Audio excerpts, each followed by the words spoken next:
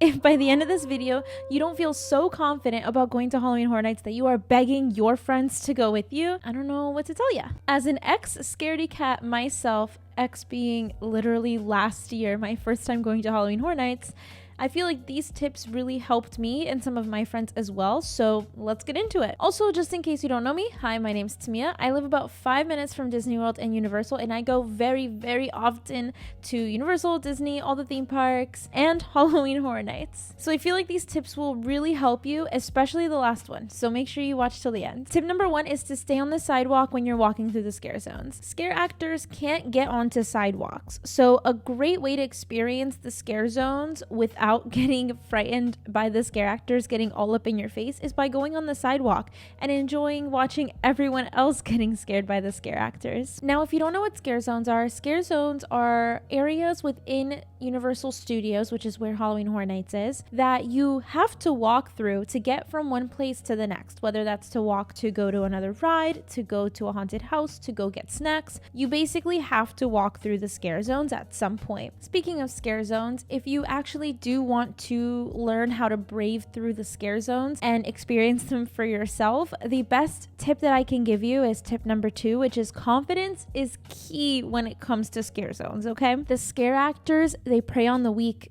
They prey on the people who look like they're scared. Your job is to look like you couldn't care any less about being there. They'll walk up and like jump right next to you. Your goal is to do your very hardest to not even move a muscle, to just stand there.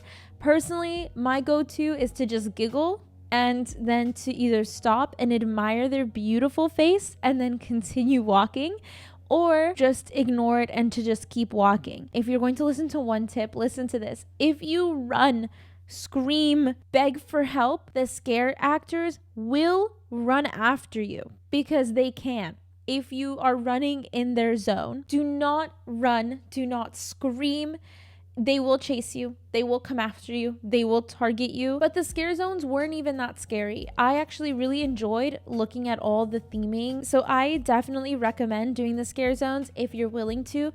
Just act confident, okay? Confidence is key. And if you get too frightened, this is where you utilize tip number 1, and you jump up onto the sidewalk and they can't follow you, and you can just observe from a distance if it gets to be too much for you. The scare actors cannot follow you into the bathrooms. Yep, that's right. I've been asked a couple times and I've seen some people ask this question. No, they cannot follow you into the bathrooms. As I mentioned before, they stay in their zones and they cannot leave their zones. I need to put my hair up. It's getting serious out here. Also, quick side note. Do you guys want to see my shirt? I got it from Halloween Horror Nights this year. I just needed you to know I was on brand for this video. Another great safe spot is Diagon Alley. It's air conditioned, and the only thing that's happening in there this year are Death Eaters, and I promise they're not scary.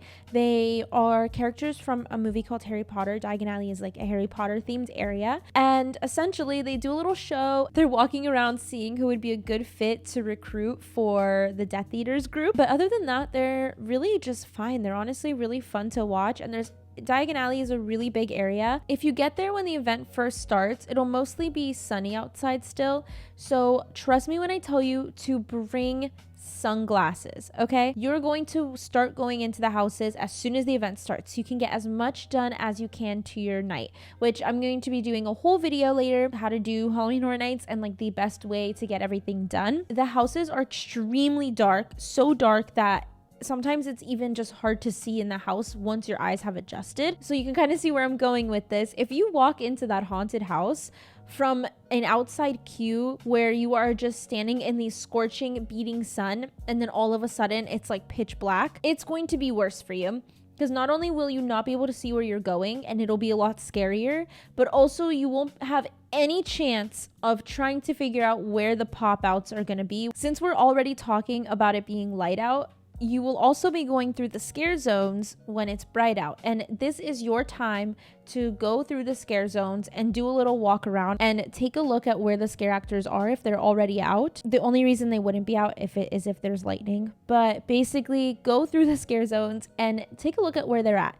Look at any giant barrels, big walls, kind of make a note of where everything is. So when you have to walk through them again at night, you are able to kind of pinpoint where they might be, and then you'll be less likely to be frightened by them. Now, once you're inside the house, you're going to want to keep an eye out for where the jump scares are going to happen. Your job inside the house is to analyze the house from top to bottom. You're gonna go Sherlock on this house, okay? You're going to slow everything down in slow motion, and you are going to look at the houses. I don't have any footage inside the houses, unfortunately, because I'm not media and I wasn't able to film inside the houses, but just enjoy my face for this portion. When you're going through, make sure you're looking for corners and giant objects that somebody could easily hide behind. They're most likely going to be hiding there. Now, you may be one of two people. Either you want to stare them down so when they pop out, you don't get frightened, or you might be the type of person that just shields their eyes, just stares at the floor and just walks through and goes through and people pop out and you just keep going and you just ignore everything. Think about which one you might want to be and implement them. The scare actors are on a looped time. The actor themselves isn't screaming. It's an audio that's looped over and over near where they are on a speaker. And so they have a certain amount of seconds for them to come out, do their thing, slash whatever, scream at you, and then run back in. And then they have another 5 seconds, and then they come out again, or 10 seconds, whatever it may be. Now, when you're entering the house, in case you've never been, it's just one long line of continuous people going through. If you happen to get one of the first scares, most likely throughout the rest of the house, all the scares will be lined up and timed so that you get all of them. Unfortunately, you can't control when that happens and how that happens, so that's just something to keep in mind. A really helpful item to purchase for Halloween Horror Nights are, believe it or not, earplugs. There are earplugs that will mute music, but it'll allow through voices and talking from other people. And I had a friend last year who I went to Halloween Horror Nights with who bought these and tried them out for the first time at Halloween Horror Nights and absolutely loved them. Okay, so like I said, I'm with my friend Alex, and she decided to bring earplugs today because she's scared of the houses, like the noises, right?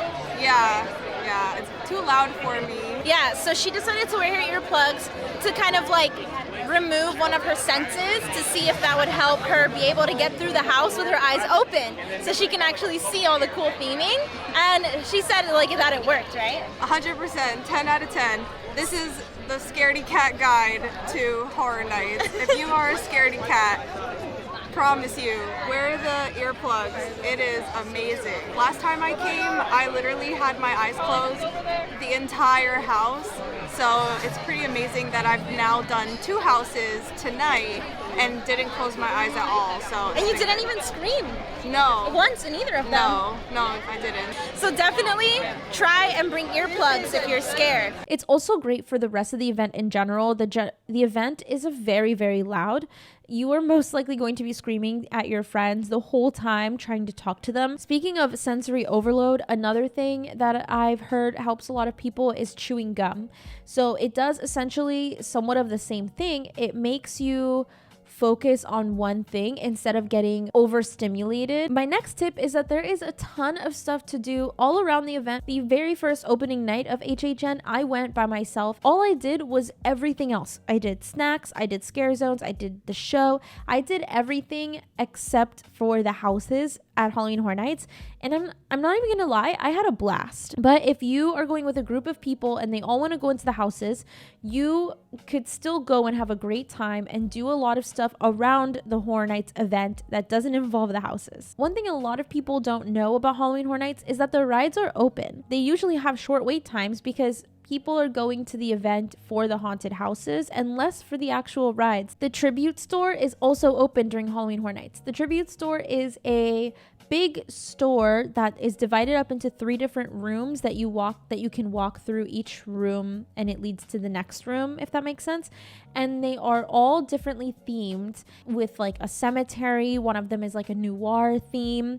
and it's not scary at all. Anything and everything that you would want related to Halloween Horror Nights will be in that tribute store, more than in the Universal gift shop that's at the front of the park. They've also got a whole little bar there that's full of different pastries and snacks that are also themed to Halloween Horror Nights. Also, scare actors don't go in there, so you can take your little break in there too. And my last and final tip that honestly may surprise you is if you're scared of going to Halloween Horror Nights, you may want to try going alone. Now, I know you're like, that's literally insane. Why would I ever even think to do that? And honestly, I thought the same thing before I had first gone as well. I was like, I am definitely not going alone. That is so scary. If you're going alone, you don't have to worry about going to the houses if that's something you're not interested in. You don't have to worry about waiting for people to wait in line for the houses while you figure out something to do. You can be on your own time. You can go do whatever you want to do whenever you want to do it. Another reason you may want to go alone is because most likely you will have someone in your group who knows how scared you are and they will try to scare you. Maybe that's just my previous trauma talking, but I definitely have had people who knew I was scared of something and specifically went out of their way to scare me even more. And when I tell you I probably should have brought a change of pants,